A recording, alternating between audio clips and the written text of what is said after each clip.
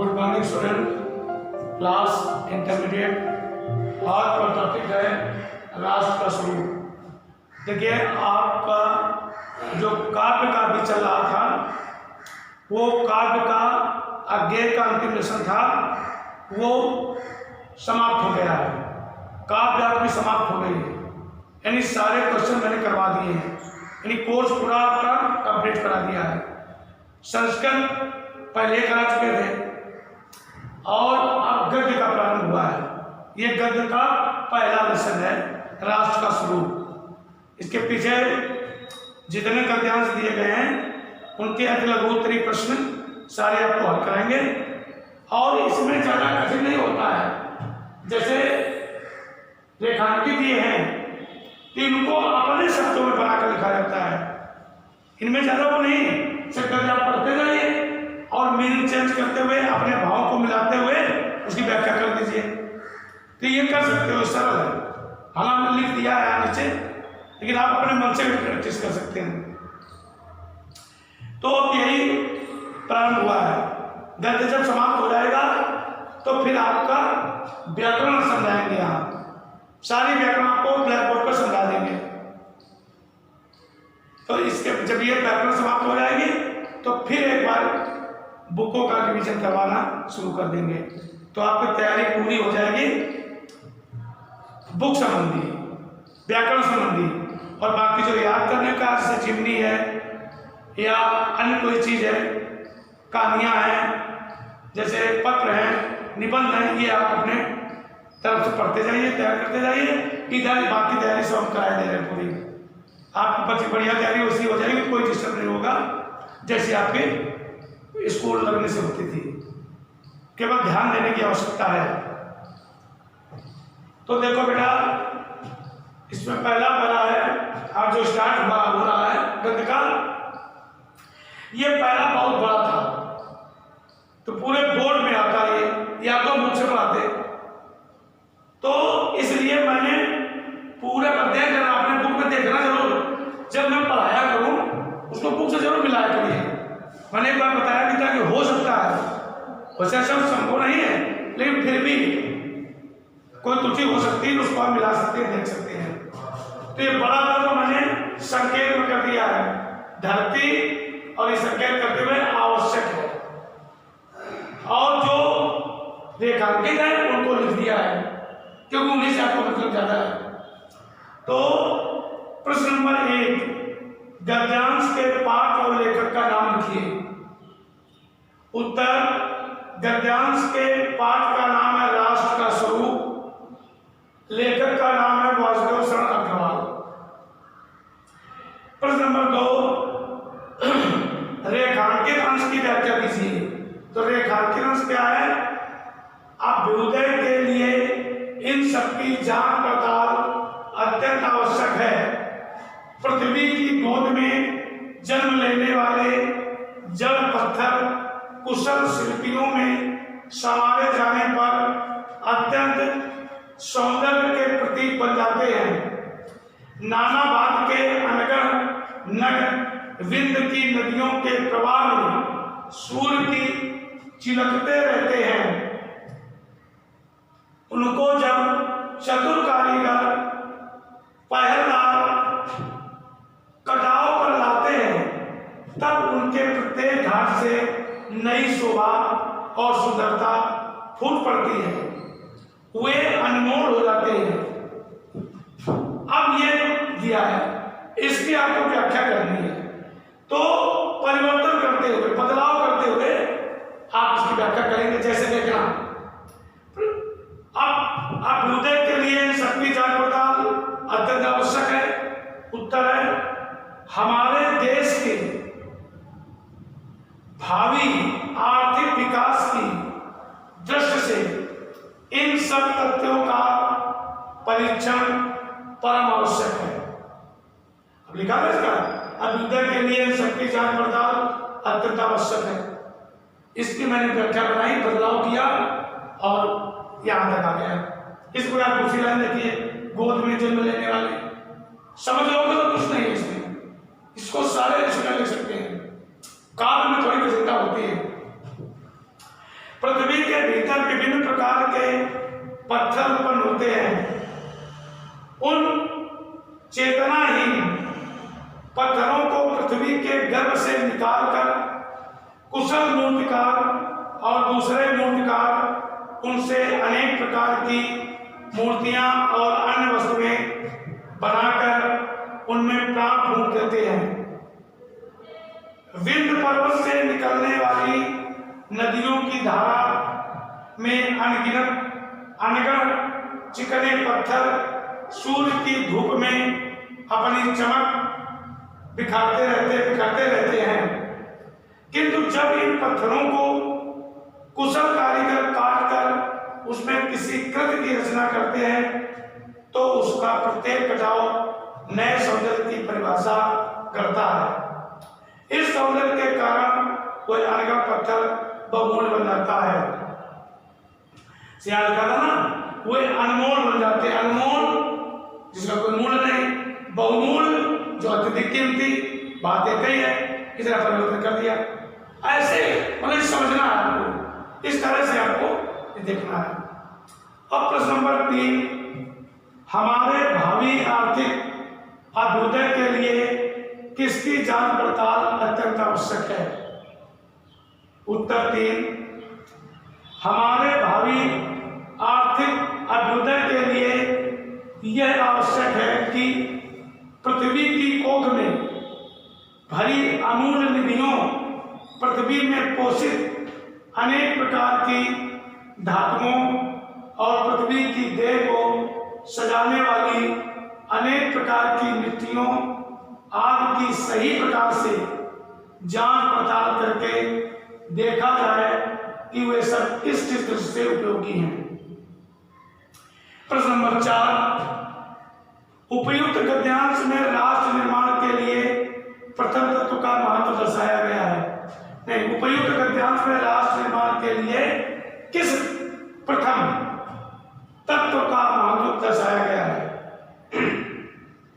उत्तर 4, उपयुक्त गद्यांश में राष्ट्र निर्माण के प्रथम तत्व भूमि अथवा पृथ्वी का महत्व दर्शाया गया है।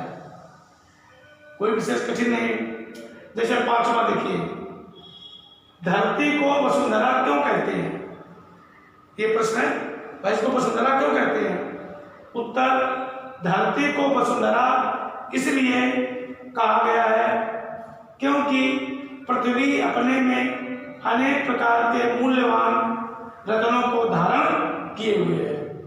इस प्रकार से इसको कहा गया। इसको बढ़िया बना लेना। Good morning student, class intermediate. आज का टॉपिक राष्ट्र का स्वरूप। अब ये मैंने बताया है कि काव्य आपका समाप्त हो गया है। आधे ज़्यादा पढ़ भी गए, पहला जो बचे होंगे बीच बीच में उनको अब रिविजन में पढ़ा देंगे, क्योंकि ये कार्य कराना अनिवार्य था। इसलिए हमने इंतजार नहीं किया इसका कि कब स्कूल में कराएंगे, कब खुले क्या, क्योंकि यही आपके बोर्ड पेपर में आने हैं। व्याख्या नहीं आएगी, आना बंद हो गई है। केवल इस तरह से व्याख्या आएगी, अंडरलाइन जो दिए गए हैं रेखांकित, और बाकी ये सब यही आएंगे जो दिया है। तो ये जरूरी है, जो बोर्ड में आएगा हम सबसे पहले वही आपको बताएंगे, बाद में ना आने वाला समझाएंगे। पढ़ाएंगे सब, छूटेगा कुछ नहीं, लेकिन जो पहले मेन आवश्यक है, जरूरी है। तो देखो इसमें मातृभूमि पर निवास करने वाले मनुष्य राष्ट्र का दूसरा अंग है। पृथ्वी हो और मनुष्य न हो तो राष्ट्र की कल्पना असंभव है। पृथ्वी और जल दोनों के सम्मिलन से ही राष्ट्र का स्वरूप संपादित होता है। जल के कारण ही पृथ्वी मातृभूमि की संज्ञा प्राप्त करती है। पृथ्वी माता है और जल सच्चे अर्थों में पृथ्वी का पुत्र है। ये पहला दिया है। इसमें जो रेखांकित है जहां से उतने की आपको अर्थ उत्तर में लिखना है, ये आपको नहीं लिखना है। कई बार समझा रहे हैं, लेकिन हम जब अभी बताएंगे तो आपको ये भी बताएंगे, ये भी बताएंगे, और इसको जो नोट्स आपके पास भेजेंगे लिख भी देंगे। तो आपका पहला पढ़ता जाएगा और आपके जो अर्थ है वो भी आपका लिखता जाएगा, आप भी समझते जाएंगे, अर्थ भी समझते जाएंगे। तो कई पहला ऐसे पार्ट में होंगे तो लेसन आधा से ज़्यादा तो ऐसे आपका समाप्त हो जाता है। तो देखो बेटा, प्रश्न ध्यान दीजिए, गद्य के पाठ और लेखक का नाम लिखिए। उत्तर, पाठ का नाम है राष्ट्र का स्वरूप, लेखक का नाम है वासुदेव शरण अग्रवाल। ये 2 नंबर का क्वेश्चन आपको तुरंत नंबर मिल गए, कंप्लीट हो गया।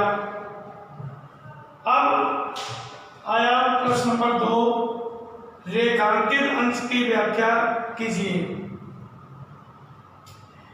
तो उत्तर, जो रेखांकित नीचे ये अभी में छोड़ना तो है नहीं, पढ़ाना है। तो देखो बेटा, ये आप भी अगर थोड़ा सा माइंड लगा दें, थोड़ा सा दिमाग का इसका रुझान कर दें, तो हमें बताने की जरूरत ही नहीं है, आप खुद कर लेंगे। देखो साफ साफ लिखा है, कोई चीज कठिन नहीं होती है, केवल मन लगाने की बात होती है। अब मन नहीं लगाओगे, केवल आंखों से देखोगे तो कैसे आएगा? देखो, मातृभूमि पर निवास करने वाले मनुष्य राष्ट्र का दूसरा अंग है। राष्ट्र क्या है? भारत देश, भारत देश, भारत हमारा राष्ट्र है। तो इसकी थोड़ा परिवर्तन करना है, हल्का फुल्का परिवर्तन करते जाइए और व्याख्या करते जाइए। मातृभूमि पर निवास करने वाले, यानी हमारी जन्मभूमि कह सकते हो, पृथ्वी कह सकते हो, धरती कह सकते हो, पर जो लोग निवास करते हैं या निवास करने वाले जो लोग हैं, जो मनुष्य हैं, वही राष्ट्र का दूसरा अंग है। पृथ्वी और मनुष्य न हो, राष्ट्र की कल्पना संभव। ये पृथ्वी तो बनी रहे और उस पर रहने वाले न हो, कोई मानव मात्र न हो, तो राष्ट्र की कल्पना की ही नहीं जा सकती, यानी यह संभव है। राष्ट्र की कल्पना केवल जन समुदाय से होता है, पृथ्वी से नहीं। ये दोनों बड़े महत्वपूर्ण हैं। और अब रेखांकित आ गया, पृथ्वी और जल दोनों के सम्मिलन से राष्ट्र का स्वरूप संपादित होता है। अब लेखक कहता है कि राष्ट्र के स्वरूप का निर्माण पृथ्वी और जल दोनों की विद्यमानता की स्थिति में ही संभव है।